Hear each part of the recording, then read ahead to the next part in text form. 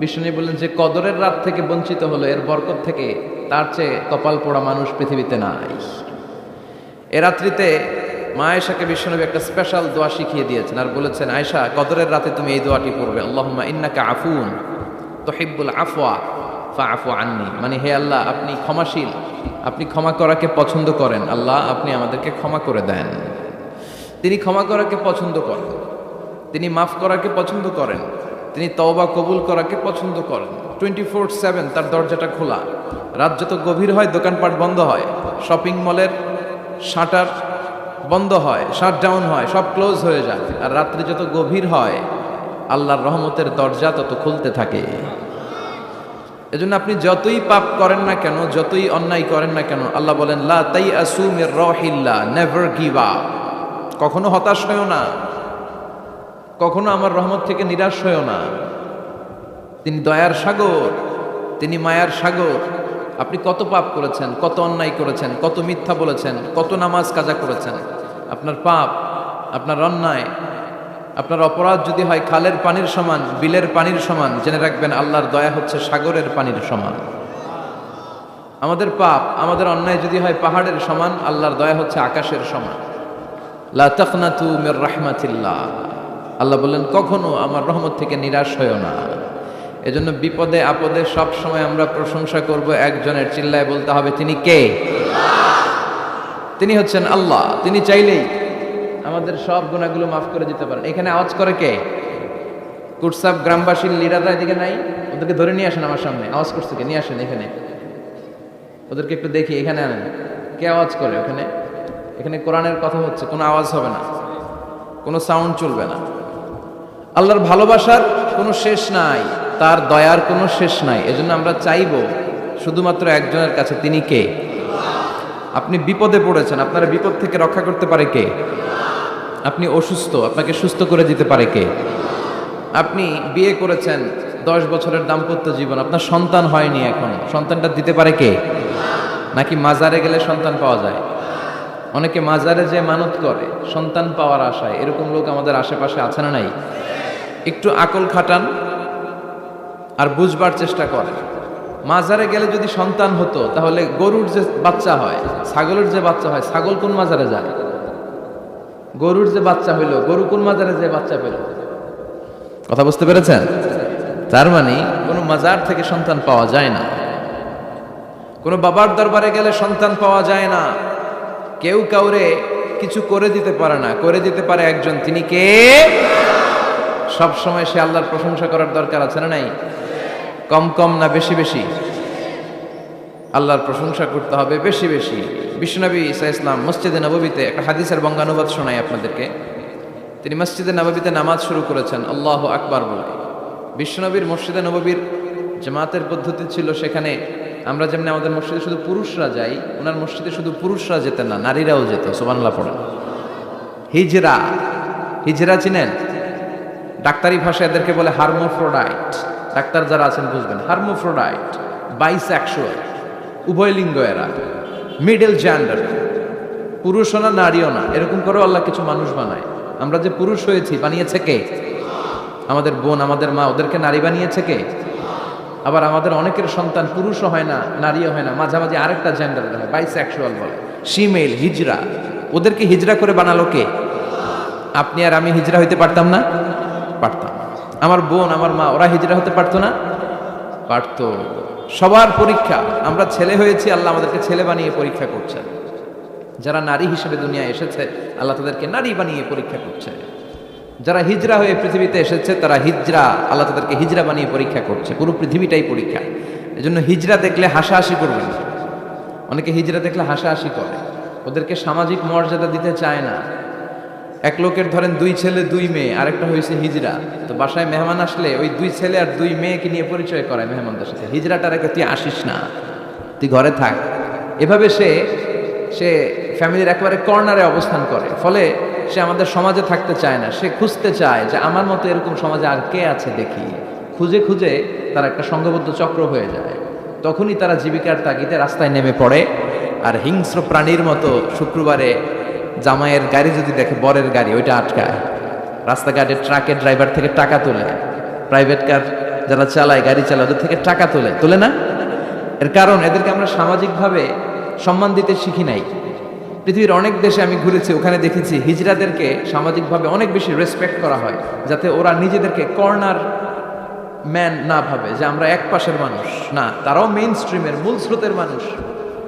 তাদেরকে বিভিন্ন কাজে সুযোগ করে দেওয়া উচিত। পৃথিবীর অনেক জায়গায় আমি অনেক শপিং মলে শপিং করতে যেয়ে দেখেছি যে শপিং মলের সুপার শপের যারা স্টাফ আছে তারা হিজড়া।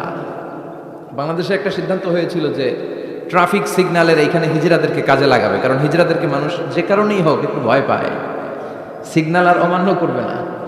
তারপর ওদেরকে ভোটাধিকার নিয়েও 2004 সালে খুব সম্ভব একটা আন্দোলন হয়েছিল, তো সেটাও এরকম বাস্তবায়ন হয় না। এজন্য হিজড়াদেরকে নিয়ে মা বাবারা বিপাকে পড়েন। আমার একটা সন্তানও হিজড়া হয়ে জন্মাতে পারে। স্কুলে যখন আমরা বাচ্চাদেরকে ভর্তি করাতে যাই, বাচ্চার নাম, মায়ের নাম, বাবার নাম, বাচ্চার লিঙ্গ, এটা ছেলে না মেয়ে, দুইটা ঘর থাকে, কিন্তু উভয় লিঙ্গের কোনো ঘর নাই, ঠিক কিনা? এটা সামাজিকভাবে আপনারা এটার ব্যাপারে গণসচেতনতা তৈরি করতে পারেন। এখানে কেউ চেয়ারম্যান আছে কিনা আজকে জানি না, তিনি হচ্ছেন এলাকার leader, member of the parliament. আপনারা যারা নেতা শ্রেণীরা আছেন, তারা হিজড়াদেরকে খুঁজে তাদেরকে নিয়ে একটা সোসাইটি করতে পারে, যে তাদেরকে কাজের ব্যবস্থা করা হোক, তাদেরকে সুশিক্ষায় শিক্ষিত করা হোক, তাদের মেধাটাও দেশ গঠনের কাজে লাগানো হোক, ঠিক কিনা? এজন্য এগুলো হচ্ছে সব আল্লাহ তাআলার দান। বিশ্বনবীর মসজিদে নববীতে জামাতের ভেতরে শুধু পুরুষ সাহাবারা থাকতো না, পুরুষ থাকতো, নারী থাকতো, হিজড়া থাকতো, বাচ্চারাও থাকতো। আমরা অনেকে বাচ্চাদেরকে মসজিদে ঢুকাতে চাই না, আছে না নাই? অনেক মুরব্বী চাচারা বাচ্চাদেরকে দেখলেই খুব রেগে যায়, আছে না নাই? আপনারা এখানে মুরব্বীরা যারা আছেন, আপনারা হয়তো রাগেন না, অন্যান্য এলাকায় দেখেছি আমি যে খুব রেগে যায়, বলে যে এটারে আনছে কে? তুরস্কের বিভিন্ন মসজিদের ওয়ালে ওয়ালে লাগানো যে জামাত চলাকালীন অবস্থায় যদি পেছনে বাচ্চাদের চিল্লাচিল্লি কিচিরমিচির আওয়াজ শুনতে পাওয়া না যায়, তাহলে পরবর্তী প্রজন্ম নিয়ে আপনারা ভয়ের ভেতরে থাকেন। তার মানে নেক্সট জেনারেশন তো মুসল্লি হচ্ছে না। আমরা নামাজ পড়বো, বাচ্চারা পিছনে চিল্লাফাল্লা করবে, ঠিক কিনা? এরকম পরিবেশ আমরা মসজিদে চাই কি চাই না? বাচ্চাদের কাজই তো চিল্লাফাল্লা করা, লাফালাফি করা, নাচবে, গাবে, লাফাবে, একজন আরেকজনের কামড় দিবে, গ্লাস ভাঙবে, কাপড় ছিঁড়বে। এটা কি বাচ্চারা করবে না মুরব্বীরা করবে? মুরব্বী লাফালাফি করলে মানাবে? কথা বলেন তো। বাচ্চাদের কাজ বাচ্চাদেরকে করতে দেন, আর সাথে করে মসজিদে নিয়ে যাবেন, বাবারা মসজিদে নিয়ে যাবেন, ওকে বুঝাবেন যে এটা আমাদের ইবাদত গাহ, এখানে বসে আমরা আমাদের স্রষ্টাকে ডাকি, এখানে দুষ্টুমি করা যাবে না। তো বিশ্বনবীর মসজিদে নববীতে জামাতের প্রথম কাতারে দাঁড়াতো, প্রথম দিকের কাতারগুলোতে দাঁড়াতো পুরুষেরা, তারপর একটা সার্টিন গ্যাপ রেখে দাঁড়াতো নারীরা, তারপরে দাঁড়াতো হিজড়ারা, তারপরে দাঁড়াতো ছোট ছোট বাচ্চারা। তো বিশ্বনবী সবাইকে নিয়ে দাঁড়িয়ে নামাজ শুরু করেছেন, আল্লাহু আকবার। রুকুতে গিয়েছেন, রুকু থেকে উঠে পড়েছেন সামি আল্লাহু লিমান হামিদা। পেছন থেকে সাহাবারা ফিসফিস আওয়াজে পড়েছে রব্বানা ওয়ালাকাল হামদ। একজন সাহাবা অতিরিক্ত আরো 4টা তাসবিহ বাড়িয়ে পড়েছে, হামদান কাসীরান তাইয়িবান মুবারাকান ফি। সালাত শেষে বিশ্বনবী এই সাহাবাকে বললেন, সাহাবীদের দিকে লক্ষ্য করে বললেন যে তোমরা সবাই পড়েছো রব্বানা ওয়ালাকাল হামদ, কে জন্য বাড়িয়ে পড়েছো হামদান কাসীরান তাইয়িবান মুবারাকান ফি? এই 4টা তাসবিহ কে পড়েছো? এটা তো আমি শিখাই নাই, তুমি পেলে কই? কেউ দাঁড়ায় না, ভয়ে। বিশ্বনবী অভয় দিলেন, ভয় পেও না, দাঁড়াও। একজন দাঁড়িয়ে বলল, ইয়া রাসূলুল্লাহ, আমি আল্লাহর তাসবিহ কম কম পড়লে আমার পোষায় না, আমার পড়তে মনে চাই বেশি বেশি, এজন্য আমি নিজ থেকে 4টা তাসবিহ বানিয়ে পড়েছি। বিশ্বনবী বললেন, ভয় পেও না, তোমরা তো দেখোনি, আমি সালাতরত অবস্থায় দেখেছি বিদউ ওয়া সালাসুনা মালাইকা, তোমার এই 4টা তাসবিহর যে সওয়াব হয়েছে, এই সওয়াবটা 30 জনেরও বেশি ফেরেশতা কে কার আগে আল্লাহর আরশে পৌঁছে দিবে এ নিয়ে আকাশে প্রতিযোগিতা করছিল। এজন্য আল্লাহর প্রশংসা কি কম কম না বেশি বেশি? সব সময় আল্লাহর প্রশংসা করতে রাজি আছেন? সব জায়গায় প্রশংসা করতে রাজি আছেন? আসুন সে আল্লাহর জন্য আমরা আওয়াজ করে পড়ি আলহামদুলিল্লাহ। করেন রব্বানা লাকাল হামদ হামদান কাসীরান তাইয়িবান মুবারাকান ফীহি ইয়া রাব্বি লাকাল হামদু কামা ইয়ানবাগি লিজালালি ওয়াজহিকা ওয়া আযীমি সুলতানিকা লাকাল হামদু বিল ঈমান লাকাল হামদু বিল ইসলাম লাকাল হামদু বিল কোরআন। আল্লাহ সব সময় তোমার প্রশংসা যেন আমরা করতে পারি, তুমি তৌফিক দাও। আজকে আমরা যে বইটা থেকে কয়েক মিনিট কথা শুনবো, বইটার নাম কি? কোরআন আল করিম, এটা এমন কিতাব যেই কিতাবে কোনো ভুল নাই। এসেই দেখি টেবিলের মধ্যে অনেক বালু ধুলা, কোরআনের ভেতরেও ধুলা বালি, এগুলো আপনারা আগ থেকে পরিষ্কার করে রাখবেন। এগুলো হুজুরের জন্য রেখে দেয় যে মাহফিলের সব কাজ আমরা করছি, এটা হুজুরে করুন, এরকম আছে না নাই? তো ঠিক আছে, করলাম একটু কাজ। আর কোরআন পরিষ্কার করলে তো আরো ভালো, আল্লাহর কিতাবকে আমি একটু ক্লিন করে দিয়ে গেলাম। তো অ্যারেঞ্জমেন্টগুলো আপনারা খেয়াল রাখবেন। আর মাঝে মাঝে কোরআন এমন ছিঁড়ে পাড়া, এত পুরাতন কোরআন এনে দেয়, আজকেরটার অবস্থা মাঝামাঝি, অন্য জায়গায় এত ছিঁড়া পাড়া কোরআন দেয়, তো ওইটা নিয়ে বসাই কঠিন। পৃথিবীর সবচাইতে নন্দিত কিতাবটা আজকে নিন্দিত এবং অবহেলিত, যেটা আমাদের সফলতার কারণ, যেটা আমাদেরকে দুনিয়া আখেরাতে মুক্তির জন্য আল্লাহ পাঠিয়েছে, সেটাকে আমরা গুরুত্ব দেই না। এজন্য আমি বলি যে Quran is not for yourself, not for your bookshelf, Quran is for yourself. Quran আপনার বুক সেলফে রেখে দেওয়ার জন্য না, এটা আপনার জন্য, এটা তেলাওয়াতের জন্য এসছে। প্রতিদিন কোরআন তেলাওয়াত করতে হবে, একটি করে হলেও কোরআনের আয়াতের অনুবাদ করতে হবে। কোরআনে আল্লাহ কি বললেন জানার দরকার আছে না নাই? এই কিতাবটা নির্ভুল একটা কিতাব। এই কিতাব যদি কেউ পাঠ করে তাহলে সে মানুষের মতো মানুষ হবে, বিশ্বাস হয়? এই কিতাব যদি কেউ পাঠ করে তাহলে সে সুশিক্ষিত হবে, কারণ এই কিতাবের প্রথম কথা হচ্ছে পড়ো, পড়ে নিজের জীবন গড়ো, ঠিক কিনা? আল কোরআনের প্রথম বাণী পড়ো, আল হাদিসে নবীর কথা পড়ো। আল কোরআনের প্রথম বাণী পড়ো, আল হাদিসে নবীর কথা পড়ো। পড়ে পড়ে শেখো, শিখে শিখে তুমি তোমার নিজের জীবন গড়ো।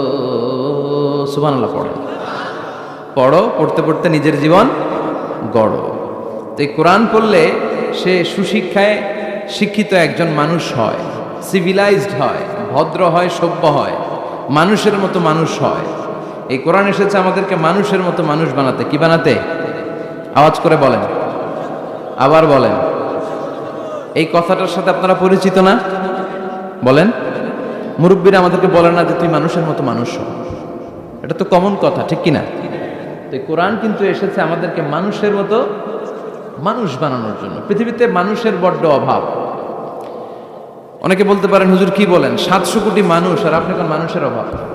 কোথাও গেলেই খালি মানুষ আর মানুষ, রাস্তাঘাটে মানুষ, এখানে মানুষ, ওখানে মানুষ, বিশাল লম্বা সিরিয়াল। এগুলো খালি চোখে আপনারা যা দেখেন এগুলো মানুষ না, এগুলো জনসংখ্যা। এগুলো কি? এজন্য বলা হয় বাড়ছে জনসংখ্যা কিন্তু কমছে মানুষ। বাড়ছে কি কিন্তু কমছে কি? মানুষের মতো মানুষ হওয়া খুব দরকার।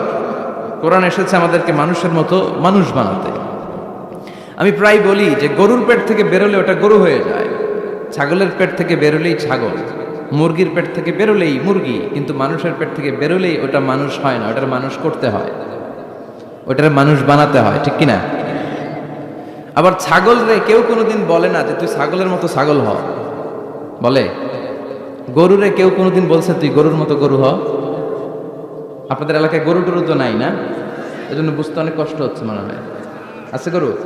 গরু পালেন না আপনারা? পালেন? পালেন? তো আপনার গরুরে কোনোদিন বলছিলেন যে তুই গরুর মতো গরু হইস? ছাগলের কেউ কোনোদিন বলে না তুই ছাগলের মতো ছাগল হ, কিন্তু মানুষকে বলা হয় তুই মানুষের মতো মানুষ হ, কারণ মানুষের মতো মানুষের বড় অভাব। এই দুনিয়া এখন তো আর সেই দুনিয়া নাই, মানুষ নামের মানুষ আছে দুনিয়া বোঝাই, সেই মানুষের ভিড়ে আমার আসল মানুষ নাই, ঠিক কিনা? আসল মানুষের বড় অভাব। তো এই কোরআনটা এসেছে আমাদেরকে আসল মানুষ বানাতে, মানুষের মতো মানুষ বানাতে। আপনি আপনার ছেলেরা এই বইটা পড়াই দিয়েন, দেখবেন মানুষের মতো মানুষ হয়ে গেছে। এই ছেলে আর চাঁদাবাজি করবে না, টেন্ডারবাজি করবে না, খাদ্যে ভেজাল দিবে না, মাছে ফরমালিন দিবে না, কোনো সুন্দরী নারীকে মাঝরাতে পেলে ধর্ষণের চেষ্টা করবে না। চিল্লা এখন ঠিক কিনা? এজন্য এই কোরআনটা পড়াইতে হবে, শিখাই দিতে হবে। মানুষের মর্যাদা সবচাইতে বেশি। মানুষ যদি শ্রেষ্ঠ হয় মানুষ ফেরেশতাকে ছাড়িয়ে যায়, মানুষ যদি নিকৃষ্ট হয় সে পশুত্বকে হার মানায়। খুব দামি কথা, মনে রাখবেন। মেরাজ রজনীতে সাইয়েদনা জিবরাইল আলাইহিস সালাম তিনি সিদরাতুল মুনতাহা এসে বললেন, ইয়া রাসূলুল্লাহ, অনেক দূর এসেছি, আর তো যেতে পারবো না, এর উপর 1 ইঞ্চি গেলে আমার 600 পাখাকে আগুন দিয়ে জ্বালিয়ে দিবে কে? এখান থেকে আপনি আপনার রবের সাথে মিটিং করার জন্য উপরে যান। সুবহানাল্লাহ পড়েন। তার মানে জিব্রাইলের খেলা যেখানে শেষ, বিশ্বনবীর খেলা সেইখানে। তাহলে মানুষ যদি মানুষের মতো হয়, সে ফেরেশতাকে ছাড়িয়ে যায়। আর মানুষ যদি খারাপ হয়, সে পশুত্বকে হার মানায়। কারণ দেখবেন, একটা পশু তার সমগোত্রীয় পশুকে হত্যা করে না। ছাগল কোনোদিন ছাগলের মারে না। একটা সিংহ আরেকটা সিংহকে নৃশংসভাবে হত্যা করে না। একটা বাঘ আরেকটা বাঘকে নৃশংসভাবে হত্যা করে না। কিন্তু একটা মানুষ আরেকটা মানুষকে নৃশংসভাবে হত্যা করে কি করে না? করে। একটা সিংহ আরেকটা সিংহকে মেরে 10 টুকরা, 15 টুকরা, 20 টুকরা করছে, এরকম কোনোদিন শুনেছেন? কিন্তু একটা মানুষ আরেকটা মানুষকে শুধু নৃশংসভাবে হত্যাই করে না, হত্যা করে 10 টুকরা, 15, 20 টুকরা করে বস্তাবন্দি করে ক্ষেতের মধ্যে ফেলে দিয়ে আসে, এরকম ডাকাত আছে না নাই? মানুষ জনপদের পর জনপদ আগুন জ্বালিয়ে ছারখার করে দেয়, উপর থেকে বোমা মেরে শহরগুলোকে জ্বালিয়ে দেয়, আছে না নাই? আপনারা হিরোশিমা নাগাসাকির কথা শুনেছেন। দ্বিতীয় বিশ্বযুদ্ধে লিটল বয় আর ফ্যাটম্যান নামে 2টা বোমা ফেলেছিল আমেরিকান সোলজাররা। কি আজীব ঘটনা! হাজার হাজার মানুষ নিচে বসবাস করছে, ওই পাইলটরা 2টা বোমা নিয়ে উপর থেকে ছেড়ে দিল। যেই পাইলটরা ফেলতেছে ওরাও কিন্তু মানুষ, ঠিক কিনা? আর যাদেরকে মারার জন্য ফেলা হচ্ছে তারাও মানুষ। এই যে আপনাদের ঢাকা চট্টগ্রাম হাইওয়েতে মেঘনা দাউদকান্দির ডানে বায়ে ভয়ঙ্কর ধরনের ডাকাতি হয়, জানেন? কুপিয়ে মানুষকে জখম করে রেখে দিয়ে যায়। আমি অবাক হই যে যারা কোপাচ্ছে এরাও মানুষ, আর যাদের টাকা ছিনতাই করে নিয়ে যাচ্ছে এরাও মানুষ। গত রাতে বা গত পরশু দেখলাম যে র্যাব ব্যাটালিয়ন 11 ওদেরকে গ্রেফতার করেছে, 8 জন ধরা পড়েছে। এগুলোরে ক্রস ফায়ার দেওয়া দরকার, কোনো বিচার টিচার দরকার নাই, জায়গায় ক্রস ফায়ার, চিল্লায় বলেন ঠিক কিনা? তাহলে ক্রস ফায়ারের সঠিক ব্যবহার হবে। তো মানুষ যদি ভালো হয়, ফেরেশতার চেয়ে ভালো। মানুষ খারাপ হলে পশুর চেয়েও খারাপ। এখন সিদ্ধান্ত আপনার, আপনি কি ভালো হবেন না খারাপ হবেন? আমরা এমন মানুষ হতে চাই যে মানুষের মর্যাদা ফেরেশতাদের চেয়েও বেশি। এই কোরআন এসেছে আমাদেরকে মানুষের মতো মানুষ বানাতে। কোরআন এসেছে আমাদেরকে জান্নাতি বানাতে। কি বানাতে? আমরা জান্নাতে যেতে চাই না? সবাই চান? চান না কে কে দেখি? আপনি চান না? আমরা আসলে সবাই জান্নাতে যেতে চাই, ঠিক কিনা? মালিক তুমি জান্নাতে, তোমার পাশে আমায় একটি ঘর বানিয়ে দিও, একটি ঘর বানিয়ে দিও সে বিভীষিকাময় মহাদিনে, তোমার প্রতিবেশী করে নিও। মালিক তুমি জান্নাতে, তোমার পাশে আমায় একটি ঘর বানিয়ে দিও, একটি ঘর বানিয়ে দিও। পড়েন আমিন। তাহলে আমরা সবাই চাই জান্নাতে যেতে। কই যেতে? আমাদের আসলে টার্গেটই তো ওইটা। প্রত্যেকের একটা টার্গেট থাকা চাই না? আমাদের টার্গেটই এই যে আল্লাহর সন্তুষ্টি অর্জনের মধ্য দিয়ে আমরা কই ঢুকতে চাই। আর জান্নাতে যারা ঢুকলো তারা সফল। এই ঘোষণাটা কার? চিল্লায় বলতে হবে কার? রব্বুল আলামিন বলেন, লা ইয়াস্তাবি আসহাবুন নারি ওয়া আসহাবুল জান্নাতি, আসহাবুল জান্নাতি হুমুল ফাইজুন। সুবহানাল্লাহ। আল্লাহ বললেন, যারা জান্নাতে যাবে আর জাহান্নামে যারা যাবে তারা কখনো সমান হতে পারে না। তাদের মর্যাদা কশিনকালেও এক হতে পারে না। যারা জান্নাতে ঢুকতে পারবে তারাই সফল। যারা জান্নাতে ঢুকতে পারলো তারাই। ফামান যুহজিহা আনিন নারি ওয়া উদখিলাল জান্নাতা ফাকাদ ফাজ ওয়া মাল হায়াতুদ দুনিয়া ইল্লা মাতাউল গুরুর। আল্লাহ বললেন, যারা জাহান্নাম থেকে মুক্তি পেল, জান্নাতের সার্টিফিকেট পেল, তারাই হলো সফল, ঠিক কি না? এটাই তো সফলতার মানদণ্ড হওয়া উচিত। আমি জাহান্নাম থেকে মুক্তির ঘোষণা পেলাম, আমি চিরস্থায়ী শান্তির জায়গা জান্নাতে ঢোকার অনুমতিপত্র পেলাম, আর কিছু লাগে? কথা কন। আমরা সবাই কই যেতে চাই? আল্লাহ বলেন, the people of paradise and the people of hellfire never be equal. The people of paradise gained the ultimate success in life. যারা জান্নাতে যাওয়ার অনুমতি পেল তারাই সফল। আমরা সেই সফল মানুষ হতে চাই, ঠিক কিনা? আমরা সবাই জান্নাতে যেতে চাই। আসলেই চান তো? শুধু কথায় না কাজেও? কাজেও সেটার প্রমাণ দিতে হবে।